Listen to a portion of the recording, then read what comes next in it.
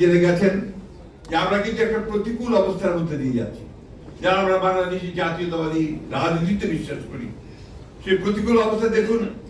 এই 5ই আগস্টের পরে আমাদের উপরে অনেক রকমের মিথ্যা প্রচার অপবাদ দেওয়া হচ্ছে, তাই না? আমাদের সেই সোশ্যাল মিডিয়াকে ব্যবহার করে বিএনপিকে কিভাবে আপনার হীন করা যায়, কিভাবে খাটো করা যায়, মানুষের সামনে খাটো করে দেখা যায়, এই সমস্ত প্রচারণা চালানো হচ্ছে। সেখান থেকে কিন্তু আমাদেরকে বেরিয়ে আসতে হবে। এই যে প্রজন্ম আছে যারা, তাদের দায়িত্ব হচ্ছে সোশ্যাল মিডিয়াতে সেই বিষয়টাকে সংগ্রাম লড়াই করা, সেটাকে প্রতিরোধ করে তোলা। আরেকটি বিষয় আছে যেটা আমাদেরকে সবসময় মনে রাখতে হবে, যে এই যে প্রতিকূলতার কথা বলছি, দেশনেত্রী বেগম খালেদা জিয়া অসুস্থ হয়ে গেল, আমাদের প্রতিটি জাতীয়তাবাদী সৈনিকের কাছে অত্যন্ত উদ্বেগের বিষয়। আমরা একবারের জন্য আমরা হাসি মুখে কথা বলতে পারছি না।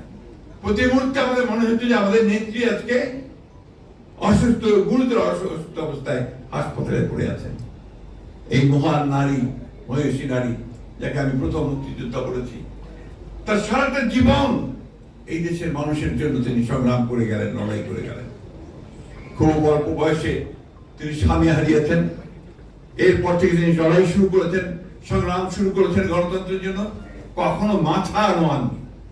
এবং শেষ সময়টা দেখুন, 2 বছর কারাগারে থেকেছেন। তাকে কারাগারে মিথ্যা মামলা দেওয়া হয়েছে, এমন একটা নির্জন কারাগারে যেখানে একটা প্রকোষ্ঠের মধ্যে ইঁদুর দৌড়াতো, সেইখানেও তাকে রাখা হয়েছে। তারপরে হাসপাতালে নিয়ে আসা হয়েছে, সেখানেও তাকে প্রপার চিকিৎসা দেওয়া হয়নি, কোনো কারণ ছাড়াই। এবং তারপরে 2 বছর তাকে গৃহ অন্তরীণ করে রাখা হয়েছে। তারপরে তিনি অসুস্থ হয়ে গেলেন, তিনি হাসপাতালে।